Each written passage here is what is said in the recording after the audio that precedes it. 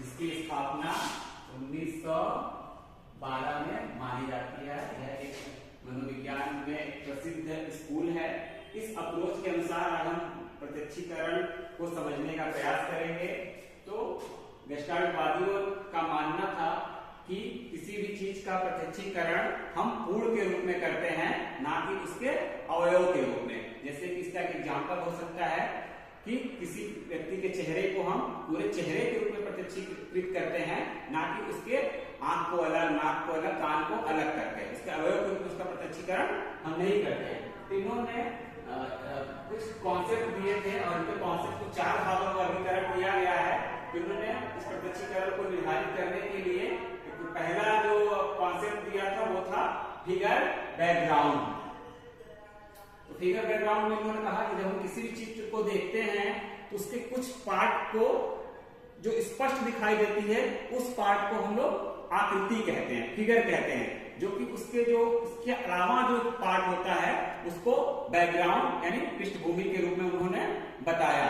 और इस कॉन्सेप्ट पे अध्ययन किया था, इससे रिलेटेड कॉन्सेप्ट है, इसमें रिवर्सिबल फिगर की बात की थी।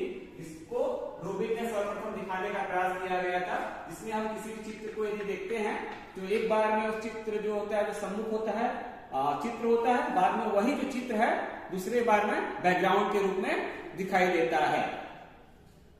अब फिगर बैकग्राउंड बहुत सारे डिफरेंस है।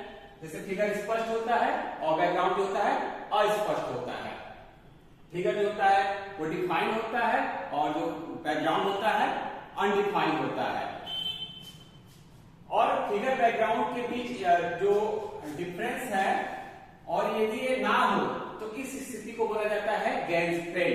ये इस वजह से होता है क्योंकि जो इसको अलग अलग करने के लिए जो एनर्जी का डिस्ट्रीब्यूशन है वो नहीं होता है। पर ही एनर्जी पूरे जगह पर फैल जाती है और हमको यहाँ पे कुछ फिगर अलग से दिखाई नहीं देता है, सब कुछ एक जैसा दिखाई देता है। दूसरा जो इन्होंने कॉन्सेप्ट परसेप्शन को एक्सप्लेन करने के लिए दिया वो है लॉ ऑफ परसेप्चुअल ऑर्गेनाइजेशन, जिसमें इन्होंने 2 तरह के प्रिंसिपल को बताया। एक जो प्रिंसिपल था वो था पेरिफेरल प्रिंसिपल यानी परिधि नियम, जिसको जो कि उद्दीपक से रिलेटेड होता है, उद्दीपक से रिलेटेड होता है, स्टिमुलस से रिलेटेड होता है, साथ ही यह लर्न होता है, एक्वायर्ड होता है, इसलिए व्यक्ति इनेट नहीं लेकर आता है। इसके अंतर्गत उन्होंने कई तरह के प्रिंसिपल को बताया, जैसे कि लॉ ऑफ प्रॉक्सिमिटी।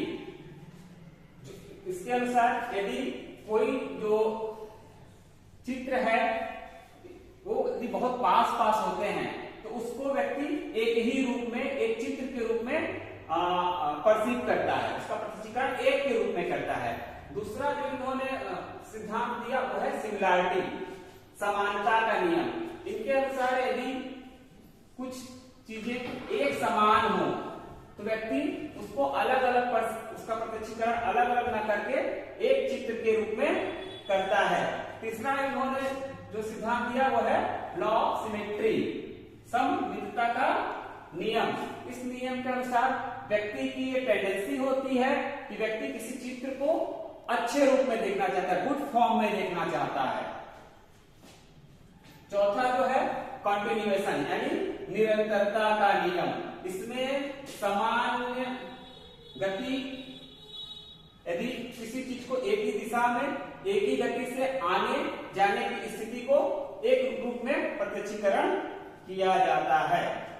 जो 5वां इन्होंने नियम बताया था वो कॉमन फेट, सामान्य गति, ठीक है। और जो 6वां नियम है वो है क्लोजर का नियम। उनके इस नियम के अनुसार किसी चित्र में यदि किसी पार्ट को कम भी कर दिया जाए, उसके चित्र पूरे नहीं भी होते हैं तो व्यक्ति अपने मन से उसको पूरा करके एक ऑर्गेनाइज फॉर्म में उसका प्रत्यक्षीकरण करता है। यदि इस नियम के दूसरे पार्ट को हम देखें तो दूसरा नियम इन्होंने जो दिया परसेप्चुअल ऑर्गेनाइजेशन का वो था सेंट्रल नियम या केंद्रीय नियम, जिसमें जो कि व्यक्ति से रिलेटेड होता है। हमारा जो पेरिफेरल था ऑब्जेक्ट से रिलेटेड था और ये जो है पर्सन से रिलेटेड होता है और ये इनेट होता है, जिसमें इन्होंने बताया कि प्रिंसिपल ऑफ लर्निंग, कि जिस चीज का व्यक्ति अर्थ समझता है, जिस चीज का अर्थ को जानता है, उसका प्रत्यक्षीकरण वो कर लेता है। जैसे इस एग्जांपल में मैन गोज टू मार्केट, जिसको पता है, इसका अर्थ पता है, उसको अलग अलग वो प्रत्यक्षीकरण कर सकता है, उसकी मीनिंग को समझकर उसका प्रत्यक्षीकरण किया जा सकता है। जिस व्यक्ति को पता ही ना हो कि मार्केट क्या है, गोज क्या है, मैन क्या है, वो चीज के को प्रत्यक्षीकरण नहीं कर सकता है।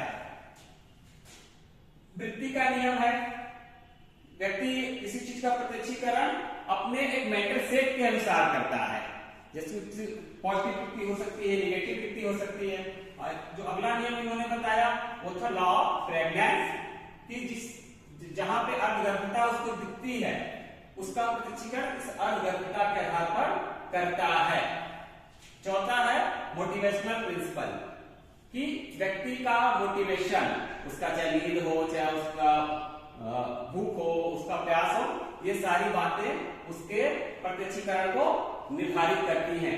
जैसे यदि किसी व्यक्ति को भूख लगा हो, यदि भूखा हो तो और एक ऐसी जगह से जा रहा हो जहां पे खाने की दुकान ना हो, कहीं कोने में बिस्किट का पैकेट रखा हो या कुछ खाद्य सामग्री रखा हो, तभी वो उसको आसानी से उसका प्रत्यक्षीकरण कर लेता है। यदि हम लोग तीसरे नियम की तरफ बढ़े तो यह है प्रिंसिपल ऑफ आइसोमॉर्फिज्म, जिसमें इन्होंने दो तरह की बात की है, दो तरह की फील्ड की बात की है। एक है हमारा परसेप्चुअल फील्ड और दूसरा हमारा है ब्रेन फील्ड। और चौथा जो इन्होंने कॉन्सेप्ट दिया था वो है फील्ड फोर्स। फील्ड फोर्स में दो तरह के फोर्स, एक हमारा कोहेसिव फोर्स, दूसरा रिस्ट्रेनिंग फोर्स। तो फिगर को डिफाइन करने के लिए, फिगर के परसेप्शन के लिए कोहेसिव फोर्स ज्यादा उत्तरदायी होता है, जबकि बैकग्राउंड के लिए रिस्ट्रेनिंग फोर्स उत्तरदायी होता है।